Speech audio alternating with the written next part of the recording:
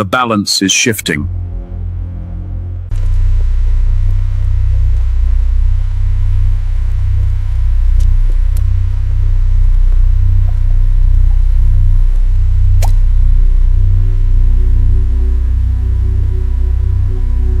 In the aftermath of World War II, as the world sought stability from the ruins, a new financial order was born. At Bretton Woods, New Hampshire, leaders from 44 allied nations gathered. Their goal? To create a system that would prevent the economic chaos that had led to global conflict. The result was the Bretton Woods Agreement, a landmark decision that crowned the United States dollar as the world's primary reserve currency. Pegged to gold, it was the bedrock of international trade, a symbol of American power and global trust. For decades, this system worked. The dollar was king, and the world economy danced to its rhythm. But tides change. Fast forward to the early 21st century. A new acronym begins to echo in the halls of finance: BRIC.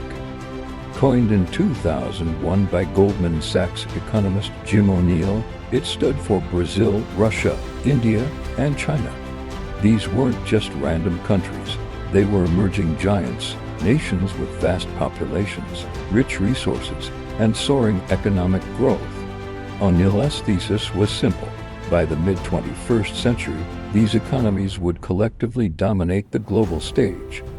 It was a bold prediction, one that many in the West initially dismissed. The BRIC nations, however, saw more than just an investment acronym. They saw a shared identity, a common ambition. They were the rising powers, tired of a world order designed in the 1940s, an order where they felt their voices were underrepresented. In 2009, in Yekaterinburg, Russia, the leaders of these four nations held their first official summit. It was a historic moment. The abstract idea of BRIC became a concrete political bloc. A year later, they welcomed South Africa into the fold, and BRIC became BRICS. Their mission was clear: to reform the global financial system and create a more multipolar world. At the heart of their ambition was a direct challenge to the dollar's throne. Why? Because holding the world's reserve currency gives a country extraordinary power. The United States could print money to finance its debts, impose sanctions that could cripple other economies by cutting them off from the global financial system, and influence international policy in ways no other nation could. The BRICS nations saw this as an unfair advantage, a relic of a bygone era. They argued that the world had outgrown its dependence on a single currency, especially one tied to the economic policies and political whims of a single country. The 2008 financial crisis was a critical turning point. The collapse, which originated in the U.S. housing market, sent shockwaves across the globe, shaking faith in the stability of the American financial system. For the BRICS countries, it was a harsh reminder of their vulnerability. Their economies, though strong, were still tethered to the dollar and the decisions made in Washington. The crisis wasn't just a financial event, it was a catalyst, accelerating their push for an alternative. They began to seriously discuss ways to de-dollarize, to reduce their reliance on the greenback. The first major step came in 2014. At their summit in Fortaleza, Brazil, the BRICS nations announced the creation of two monumental institutions: the New Development Bank, often called the BRICS Bank, and the Contingent Reserve Arrangement. The New Development Bank was designed to fund infrastructure and sustainable development projects in BRICS and other emerging economies, offering an alternative to the Western-led World Bank and IMF. The Contingent Reserve Arrangement, a $100 billion liquidity pool, was created to protect member nations from global financial shocks, acting as a safety net independent of Washington's control. These weren't just symbolic gestures. They were tangible building blocks for a new financial architecture. The New Development Bank began lending in local currencies, a crucial move to bypass the dollar. If a project was in South Africa, it could be funded in rand. A project in China could be funded in yuan. This simple change had profound implications. It meant less demand for dollars, less exposure to fluctuations in U.S. interest rates, and a gradual strengthening of their own national currencies. Meanwhile, Russia and China were forging their own paths away from the dollar. Following sanctions imposed after 2014, Russia drastically reduced its holdings of U.S. Treasury bonds and began conducting more trade with China in yuan and rubles. The two powers developed alternative payment systems to SWIFT, the global messaging network that underpins international finance. China, for its part, was on a mission to internationalize its currency, the yuan.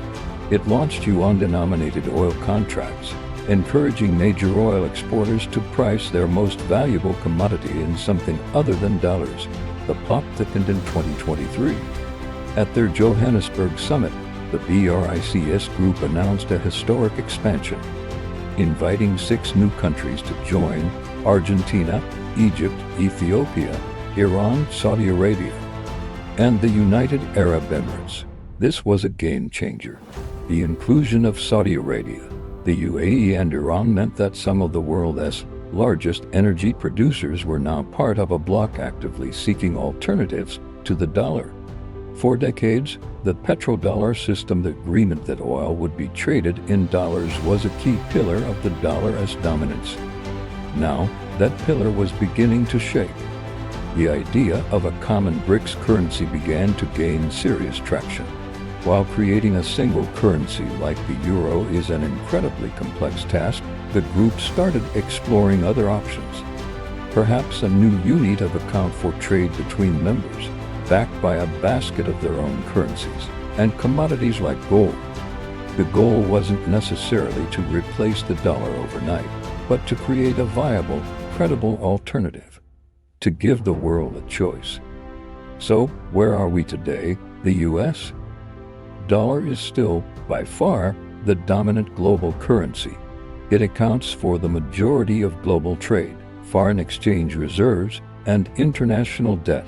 The inertia is immense.